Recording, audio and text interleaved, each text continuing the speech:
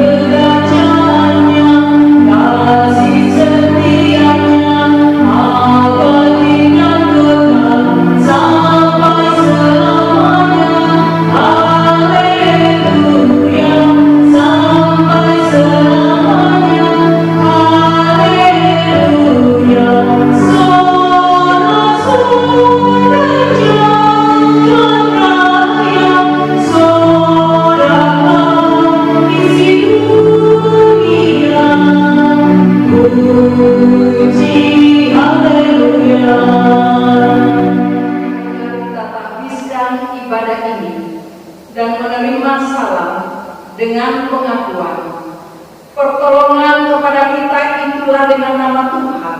Ia telah menjadikan langit dan bumi, yang memelihara kasih setianya sampai selama-lamanya, dan yang tidak pernah meninggalkan perbuatan tangannya.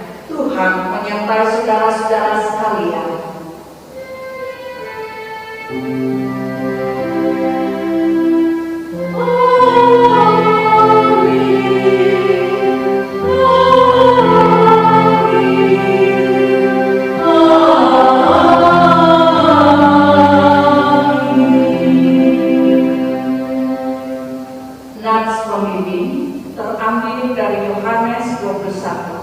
Ayat yang ke-11, demikian firman Tuhan. Simon Petrus naik ke perahu, lalu menghela jalan itu ke darat, penuh ikan-ikan besar, 153 ekor banyaknya, dan suku pun sebanyak itu, jalan itu tidak koyak. Kita berlalu mengangkat pujian jemaat.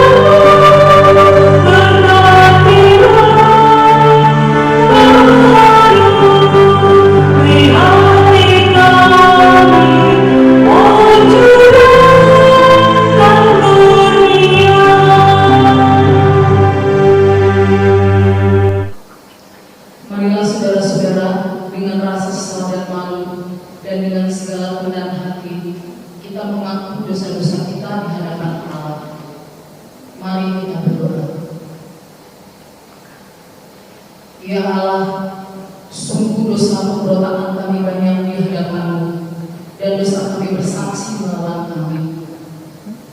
Sungguh kami menyadari pemberontakan kami, dan kami mengenal kejahatan kami. Kami telah berbalik dari mengikuti Allah kami. Kami merancangkan pemerasan dan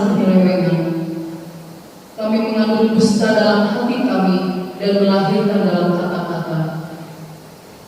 Karena itu kami mohon, ampunilah kiranya segala dosa kami, tebus dan bahurilah kami, supaya kami layak disebut anak-anak-Mu. Dalam Yesus Kristus Tuhan kami. Amin.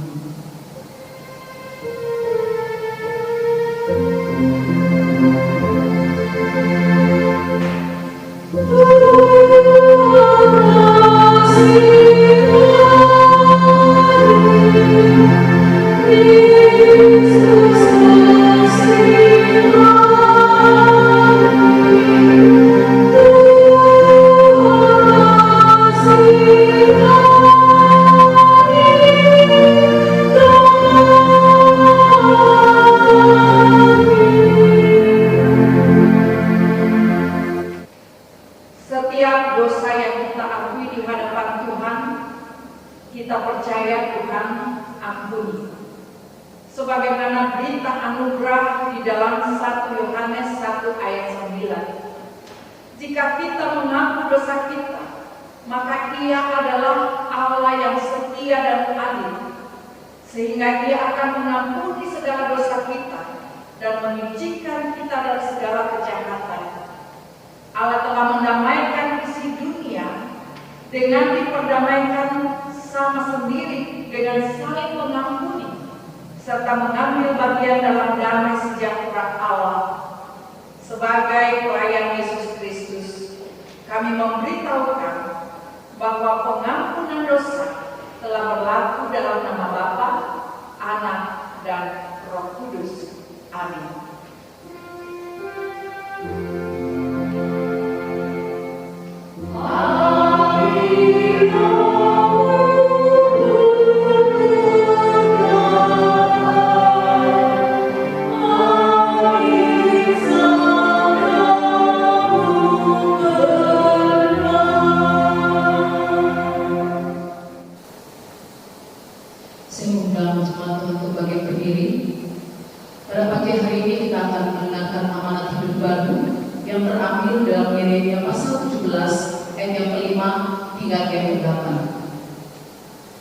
Beginilah firman Tuhan.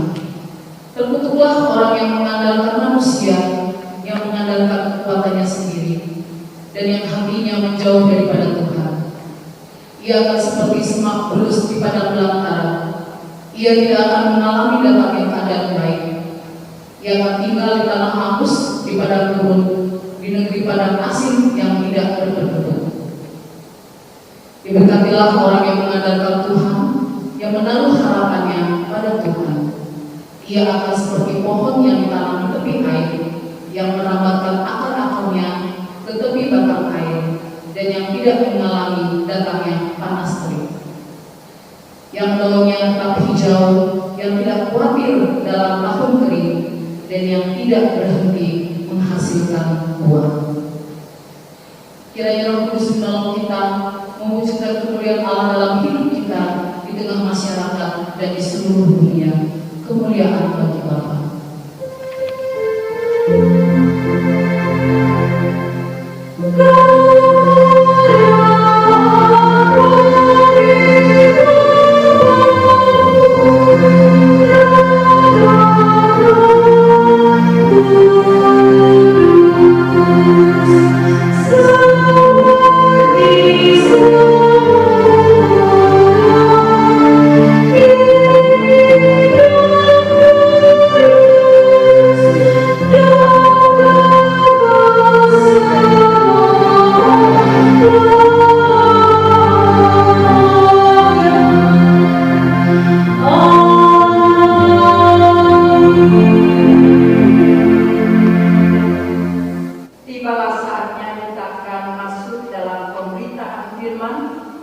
Untuk itu saya undang jemaat berdiri dan kita persiapkan hati kita dengan menyanyikan firman Tuhan dalam sikap doa.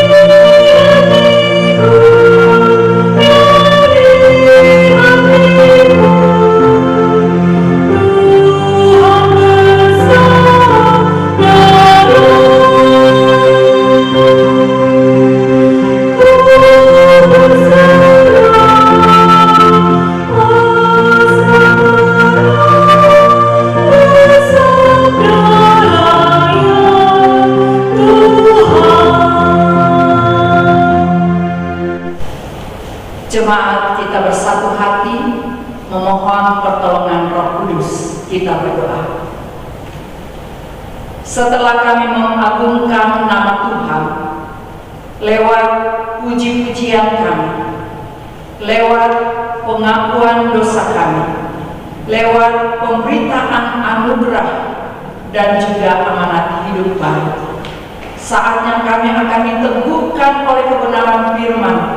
Oleh sebab itu kami mohon Roh Kudus berperkara, memberikan pengertian agar ketika kami membaca dan merenungkan firman Tuhan, kami akan diarahkan kepada kehendak dan perintah Tuhan untuk kami terapkan dalam hidup kami tiap-tiap hari menghadapi situasi, kondisi, keadaan yang harus kami hadapi. Dan kami mohon Roh Kudus berperkara karena kami mendengar dalam Yesus Kristus Allah yang hidup, berfirmanlah. Haleluya. Amin. Bacaan firman Tuhan pada pagi hari ini dengan tema penampakan Kristus, bukti Ia adalah Tuhan yang memberkati orang percaya. Yohanes pasal 21 ayat yang pertama hingga yang ke-12. Yesus menampakkan diri kepada murid-muridnya di pantai Danau Tiberias. Kemudian Yesus menampakkan diri lagi kepada murid-muridnya di pantai Danau Tiberias, dan Ia menampakkan diri sebagai berikut. Di pantai itu berkumpul Simon Petrus, Thomas yang disebut Didimus, Nathanael dari Kana yang di Galilea, anak-anak Zebedeus, dan 2 orang muridnya yang lain. Kata Simon Petrus kepada mereka, "Aku pergi menangkap ikan." Kata mereka kepadanya, "Kami pergi juga dengan engkau." Mereka berangkat lalu naik ke perahu, tetapi malam itu mereka tidak menangkap apa-apa. Ketika hari mulai siang, Yesus berdiri di pantai, akan tetapi murid-muridnya itu tidak tahu bahwa itu adalah Yesus. Kata Yesus kepada mereka, "Hai anak-anak, adakah kamu mempunyai lauk pauk?" Jawab mereka, "Tidak ada." Maka kata Yesus kepada mereka, "Tebarkanlah jalan di sebelah kanan perahu, maka akan kamu beroleh." Lalu mereka menebarnya, dan mereka tidak dapat menariknya lagi karena banyaknya ikan. Maka murid yang dikasih Yesus itu berkata kepada Petrus, "Itulah Tuhan." Ketika Petrus mendengar bahwa itu adalah Tuhan, maka ia mengangkat pakaiannya, sebab ia tidak berpakaian, lalu terjun ke dalam danau. Murid-murid yang lain datang dengan perahu, karena mereka tidak jauh dari darat, hanya kira-kira 200 hasta saja, dan mereka menghela jalan yang penuh ikan itu. Ketika mereka tiba di darat, mereka melihat api, arang, dan di atasnya ikan dan roti. Kata Yesus kepada mereka, "Bawalah beberapa ikan yang baru kamu tangkap itu."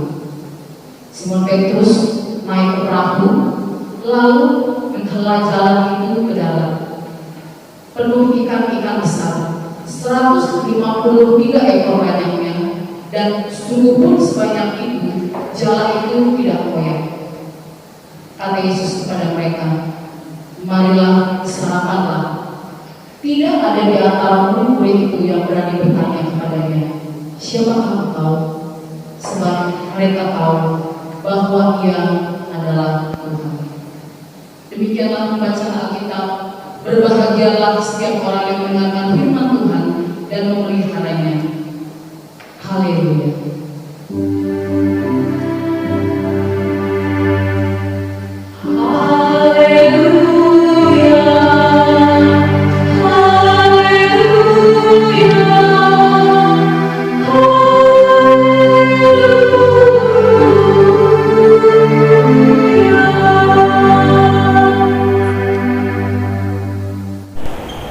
Selamat Selamat pagi Bapak Ibu, saudara-saudara yang dikasihi Tuhan. Kiranya sukacita Tuhan terus melingkupi dan menghangatkan ibadah kita pagi hari ini. Kita tahu bersama kalau Alkitab mengajarkan sesudah Yesus bangkit, Ia tidak langsung naik ke surga, tetapi masih ada di tengah-tengah aktivitas hidup manusia dan murid-murid. Hal itu ditandai dengan penampakannya yang berkali-kali kepada murid-murid dan orang banyak. Yesus menampakkan diri lebih kurang dari 10 kali dengan tujuan Ia ingin menunjukkan dirinya setelah penderitaannya selesai, dan dengan banyak tanda Ia membuktikan bahwa Ia hidup. Apa yang Yesus lakukan selama 40 hari berada di tengah-tengah murid-murid dan orang banyak? Selama 40 hari Yesus berbicara kepada mereka tentang kerajaan Allah. Itu berarti semua pengajarannya telah dibuktikan. Satu bukti kebenaran bahwa Ia adalah jalan, kebenaran, dan hidup. Yohanes 14 ayat 6.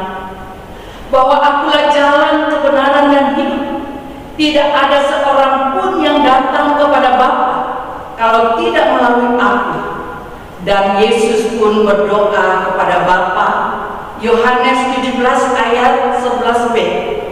Ya Bapa yang kudus, pelihara mereka dalam nama-Mu, supaya mereka menjadi satu sama seperti kita. Hal itu akan berlanjut dan berproses terus hingga Yesus kembali pada kedatangannya kali kedua. Bapak Ibu saudara yang dikasihi Tuhan, minggu lalu kita merenungkan bagaimana Yesus menampakkan diri kepada murid-murid ketika murid-murid sedang berkumpul di satu tempat dalam keadaan takut dan pintu-pintu terkunci. Hari ini kita membaca Yesus menampakkan diri kepada murid-murid yang berkumpul di Danau Tiberias. Pertanyaannya, mengapa Yesus menampakkan diri di Danau Tiberias? Yesus datang menjumpai murid-murid di Danau Tiberias karena yang pertama, murid-murid telah kembali ke masa lalu. Murid-murid kembali melakukan pekerjaannya semula sebagai penjala ikan. Itulah ketiga kalinya Yesus menampakkan diri kepada murid-muridnya. Ada beberapa pendapat mengapa murid-murid kembali menekuni pekerjaannya sebagai nelayan. Ada yang berpendapat bahwa murid-murid telah kembali kepada kehidupan normalnya sebagai nelayan. Ada pula yang beranggapan bahwa murid-murid tidak tahu mau berbuat apa lagi. Dalam keputusan mereka dan keputusasaan, mereka kembali menjadi penjala ikan. Yang mereka pikirkan adalah kematian Yesus merupakan akhir dari segala-galanya, sehingga jalan satu-satunya untuk melanjutkan kehidupan mereka adalah kembali bekerja sebagai nelayan. Kematian Tuhan Yesus membuat para murid kehilangan arah dan tujuan. Itu sebabnya Yesus mau mengarahkan para murid kembali kepada panggilan awal mereka, bukan sebagai penjala ikan, tetapi sebagai penjala manusia. Kedua, Yesus mengembalikan arah dan tujuan murid yang hilang. Perintah Tuhan Yesus kepada mereka agar pergi ke Galilea, karena di Galilea mereka akan melihat Yesus. Matius 28 ayat 10. Ketika murid-murid berada di Galilea menanti Yesus, mereka mengalami kegelisahan, ketakutan. Kondisi ini membuat mereka lupa pada komitmen panggilan mereka sebagai sebagai pelayan. Mereka kembali melakukan pekerjaannya sebagai nelayan yang adalah keahlian mereka sebelumnya. Ternyata tidak membuahkan apa-apa. Semalaman mereka mencari ikan, tetapi tidak dapat seekor pun. Dalam kondisi seperti itulah Yesus datang menjumpai mereka untuk mengingatkan dan meneguhkan bahwa mereka telah dipanggil untuk melayani, bukan untuk menjala ikan. Yesus menanyakan keadaan mereka, kesulitan yang mereka hadapi, dan kebutuhan yang sedang mereka perlukan. Yesus bertanya pada mereka, apa kesulitan atau hasil pekerjaan mereka? Murid-murid menjawab, tidak ada hasil. Mereka mendengar dan menjawab apa yang Tuhan pertanyakan. Dan setelah Yesus mendengar jawaban mereka, mereka memberikan solusi agar memerintahkan mereka menebar jalannya ke sebelah kanan. Murid-murid segera melakukan perintah itu dan menangkap ikan, sehingga mereka tidak dapat menarik lagi jalannya karena banyaknya ikan yang mereka tangkap, kira-kira 153 ekor.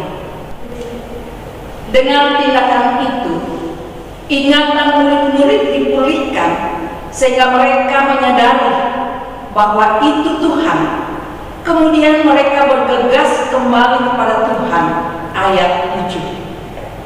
Yang ketiga, Yesus konsisten dengan janji dan berkat-Nya. Yesus yang hadir di tengah-tengah pergumulan mereka memberi petunjuk bagaimana mereka mengatasi usaha mereka yang tidak membuahkan apa-apa. Ketika murid melaksanakan perintah Tuhan untuk menebar jalan ke sebelah kanan, Tuhan membuktikan janji dan berkat-Nya. Jala mereka penuh dengan ikan-ikan besar, 153 ekor banyaknya. Sungguh pun sebanyak itu, jala itu tidak koyak. Kehadiran Yesus tidak hanya mengembalikan arah tujuan mereka untuk kembali kepada panggilan semula, tetapi juga membuktikan bahwa Ia Tuhan yang telah berjanji akan menempatinya, menyertai dan memberkati. Setiap kali Yesus menampakkan diri, Ia selalu mengucapkan kata-kata berkat, damai sejahtera, jangan takut, percayalah dan bersyukur serta bersukacitalah. Itu bukan berarti tidak akan lagi ada hambatan atau tantangan, tetapi justru dalam kondisi situasi yang tidak mungkin dan sulit, Tuhan ingin kita tetap mengandalkan Dia, berada dalam keadaan tenang dan berpegang teguh pada janji dan berkat-Nya. Karena dalam situasi seperti itulah kita dapat membuktikan iman kita kepada Yesus, sumber kehidupan dan berkat itu sendiri. Seorang pelukis pernah menggambarkan bagaimana damai sejahtera yang sesungguhnya yang mendatangkan berkat dalam menghadapi badai. Pelukis ini menggambarkan dua keadaan. Yang pertama, pemandangan alam yang begitu indah, tenang, ada danau yang elok dipandang mata, dan di tepi danau itu ada seekor burung di dahan yang sedang bersiul-siul dengan riang dan gembira, sedang menikmati dan merasakan kedamaian yang luar biasa melihat alam yang tenang tanpa badai. Lukisan yang kedua, pemandangan yang menggambarkan alam yang sedang berada dalam gejolak badai. Danau yang digoncangkan topan, dan di tepi danau itu juga ada pohon, dan di dahan ranting pohon itu ada burung yang tengah bersiul-siul di tengah badai yang sedang menerpa. Burung itu tetap bersiul-siul sekalipun berada di tengah badai. Bapak Ibu Saudara yang dikasihi Tuhan, dari kedua lukisan ini, mana yang menggambarkan perasaan damai dan tenang yang sesungguhnya yang membawa berkat bagi kita? Tentu kita akan menjawab bahwa damai dan ketenangan hati yang sesungguhnya adalah lukisan yang kedua. Itulah berkat yang didapatkan dan diterima di dalam Kristus, dan tidak pernah dunia bisa memberikannya. Bapak Ibu Saudara yang dikasihi Tuhan, mari kita memaknai masa tenang kita berada di rumah dan beribadah bersama-sama dengan merenungkan pesan firman Tuhan hari ini. Yang pertama, lupakan masa lalu dan arahkan diri pada panggilan Tuhan, yaitu iman kepada kebangkitan yang memberikan kemenangan dalam menghadapi segala kemungkinan yang kita jumpai dalam hidup tiap-tiap hari. Dengan mengandalkan Tuhan, dengan percaya kepadanya, kita akan memperoleh ketenangan. Yang kedua, taati perintahnya dan lakukan. Ketaatan kepada perintah dan firman-Nya membuat kita akan menyadari kehadirannya dalam hidup nyata kita, yang akan menuntun, yang akan membimbing, dan selalu memberi pertolongan tepat pada waktunya. Karena Tuhan selalu ingin kita merasakan berkat-Nya selalu baru setiap hari. Yang ketiga, percaya Yesus konsisten terhadap janji dan berkat-Nya. Dalam segala situasi dan keadaan, Tuhan datang menanggapi dan menggenapi janji dan memberkati. Dia Tuhan tahu keadaan kita, Dia tahu situasi kita, Dia tahu permasalahan kita. Dia Tuhan yang menjawab dan mengatasi kesulitan kita. Tetapi Tuhan juga menginginkan ketaatan dan penyerahan hidup kita untuk terus mengandalkan sepenuhnya dalam kehidupan kita. Karena kita tahu setiap hari punya kesusahannya sendiri. Kesusahan sehari cukuplah untuk sehari. Tuhan juga tidak pernah berjanji bahwa akan hanya ada hujan atau panas, tetapi Ia berjanji akan menyertai, memberi kekuatan, memberi pertolongan, terlebih khusus memberkati. Jadi Bapak Ibu Saudara yang dikasihi Tuhan, iman terhadap kebangkitan Tuhan Yesus dan ketaatan terhadap firman-Nya dapat mengubah segala-galanya yang tidak mungkin menjadi mungkin bagi orang yang percaya. Sebagai bukti Tuhan terus memberkati. Amin.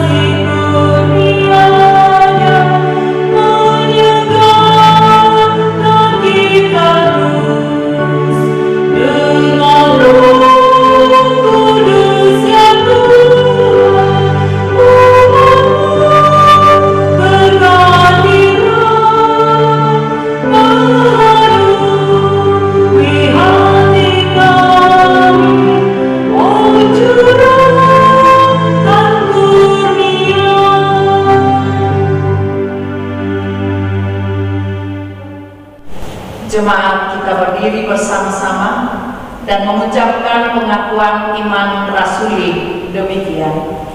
Aku percaya pada Allah, Bapa yang Maha Kuasa, Halik langit dan bumi, dan kepada Yesus Kristus, Anaknya yang tunggal Tuhan kita, yang dikandung dari Roh Kudus, lahir dari anak darah Maria, yang menderita di bawah pemerintahan Pontius Pilatus, disalibkan, mati, dan dikuburkan, turun ke dalam kerajaan maut, pada hari yang ketiga bangkit pula dari antara orang mati, naik ke surga, duduk di sebelah kanan Allah Bapa yang Maha Kuasa, dan akan datang dari sana untuk menghakimi orang yang hidup dan yang mati. Aku percaya kepada Roh Kudus, gereja yang kudus dan persekutuan orang kudus, pengampunan dosa, kebangkitan daging, dan hidup yang kekal. Jemaat, mari kita bersatu hati menaikkan doa-doa syafaat kita. Kita berdoa. Bapa, kami bersyukur atas kebenaran firman Tuhan yang sudah kami dengarkan dan renungkan. Dan kami percaya Tuhan telah melawat kami melalui kebenaran firman ini, sehingga kami percaya kami akan dikuatkan, kami akan diteguhkan, terlebih khusus meyakini berkat-Mu akan menyertai kami. Saat ini kami mau berdoa untuk bangsa dan negara kami. Kami bersyukur sampai di sini Tuhan sudah berperkara, memimpin, menolong pemerintah di dalam usaha dan upaya mengatasi dan mencari solusi untuk dapat memberantas dan menghalau semua wabah virus penyakit yang sedang dihadapi pada saat ini. Oleh sebab itu kami berdoa, Tuhan berkati para tenaga medis, para dokter yang terus dipakai Tuhan untuk dapat mengatasi berbagai macam tantangan sakit penyakit ini. Kami juga menyerahkan di dalam tangan kuasa Tuhan pimpinan negara kami, mulai dari presiden, wakil presiden, sampai kepada aparat yang terkecil sekalipun dalam pengambilan keputusan. Tuhan pimpin dan Tuhan sertai, sehingga di dalamnya akan dirasakan oleh seluruh rakyat Indonesia pemerataan di segala sektor bidang kehidupan kami, baik di bidang politik, ekonomi, keamanan, terlebih khusus hak-hak asasi manusia. Tuhan menolong dan Tuhan memimpin. Kami juga berdoa untuk gereja-gereja Tuhan dimanapun melayani. Biarlah Tuhan memberkati, terlebih khusus dalam situasi kondisi saat ini di mana kami harus beribadah di rumah kami masing-masing. Kami berdoa, Tuhan, Engkau hadir di setiap ibadah rumah tangga yang dilakukan di keluarga jemaat, khususnya jemaat Soteria. Kami juga ingin mendoakan untuk pelayanan yang kami lakukan walaupun terputus, tetapi kami percaya terus akan berjalan di dalam kekuatan kuasa doa. Lewat doa kami masing-masing saling menguatkan. Lewat pelayanan online kami boleh menyapa dan menguatkan seorang akan yang lain. Dan di dalam persekutuan kami dengan Tuhan, kami percaya Tuhan hadir di setiap keluarga dan rumah tangga jemaat yang sedang beribadah. Kami juga ingin mendoakan pendidikan anak-anak yang sedang tertunda, walaupun mereka harus belajar lewat online, tapi kami percaya Tuhan tolong sehingga kepandaian yang Tuhan karuniakan bagi mereka akan memampukan mereka boleh berhasil dalam tingkat pendidikan yang sedang mereka tempuh saat sekarang ini. Kami juga ingin mendoakan program pelayanan di tengah-tengah jemaat, secara khusus pelayanan yang sedang tertunda, tetapi kami terus percaya Tuhan akan menolong untuk panitia Paskah dan HUT. Kami berdoa Tuhan kuatkan dan Tuhan mampukan untuk mempersiapkan di dalam pelaksanaan perayaan HUT dan Paskah yang akan kami langsungkan dalam bulan-bulan ke depan. Kami juga mendoakan untuk pelayanan khususnya panitia pemilihan majelis jemaat. Tuhan berkati di dalam melaksanakan untuk dapat menghimpun dan mendapatkan majelis-majelis terpilih yang akan melaksanakan pelayanan periode 2020 sampai 2024. Dan kami berdoa untuk hari Sabtu di mana surat suara akan dihitung. Kami berdoa supaya panitia dapat melaksanakan dalam pertolongan dan berkat perlindungan Tuhan. Terima kasih ya Tuhan. Kami juga mendoakan saudara-saudara kami yang dalam kondisi kesehatan yang terganggu, baik di masa tuanya, baik yang sedang terbaring karena kesehatan yang mereka rasakan sangat terganggu. Kami berdoa supaya Tuhan tolong, Tuhan lawat, dan dalam pemulihan juga Tuhan jamah, Tuhan berkati.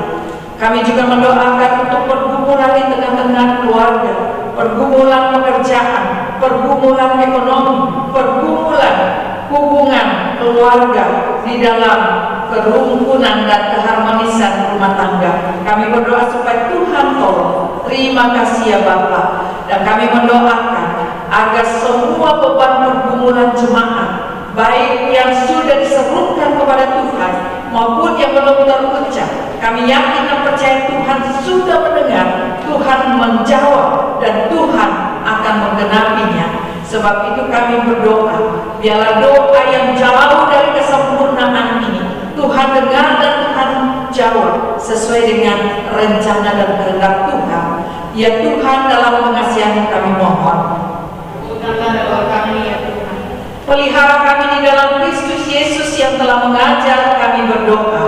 Bapa kami yang di surga, dikuduskan namamu, datanglah kerajaan-Mu, jadilah kehendak-Mu di bumi seperti di surga.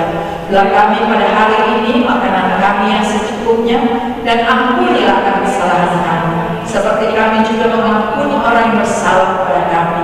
Dan jangan membawa kami ke dalam pencobaan, tapi lepaskan kami daripada yang jahat, karena Engkau yang punya kerajaan dan kuasa dan kemuliaan sampai selama-lamanya. Amin. Marilah kita menyatakan syukur kita kepada Tuhan di dalam ibadah ini melalui persembahan guna menunjang pelayanan gereja dengan mengingat pesan Alkitab yang terambil dari Amsal 3 ayat 9 sampai dengan 10. Mulihkanlah Tuhan dengan hartamu dan dengan hasil pertama dari segala penghasilanmu, maka lumbung-lumbungmu akan diisi penuh sampai melimpah-limpah, dan bejana pemeramu akan meluap dengan buah anggunnya. Kalau yang tadi dijalankan, jemaat menyanyi dari Kidung Jemaat 292 ayat 1 dan 2.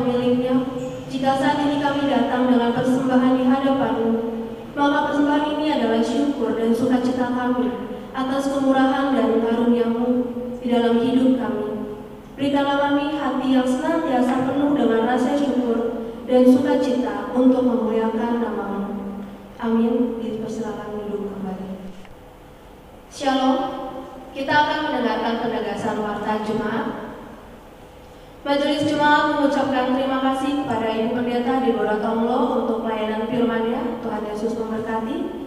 Kepada organis, singer, petugas multimedia, poster, serta seluruh jemaat yang beribadah pada minggu pagi ini, Tuhan Yesus memberkati dan melindungi kita semua.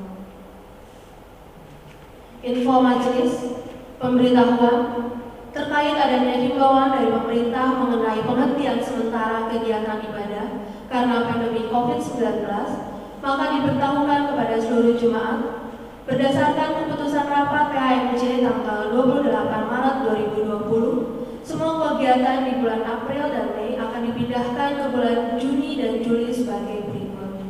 Pertama, peneguhan CD baru pada tanggal 28 Juni 2020. Kedua, perjamuan kudus peringatan Jumat Agung tanggal 5 Juli 2020. Ketiga, perayaan Paskah Jemaat dan HUT GPSI Soteria ke-45 pada tanggal 12 Juli 2020. Keempat, peneguhan majelis periode 2020 sampai dengan 2024 pada tanggal 26 Juli 2020. B. Selain ibadah minggu di rumah, dihimbau jemaat juga melaksanakan ibadah keluarga di rumah masing-masing setiap hari Kamis mulai dari tanggal 30 April 2020. Liturgi dan renungan akan disiapkan oleh sekretariat. Demikianlah pemberitahuan ini. Terima kasih, Tuhan Yesus memberkati.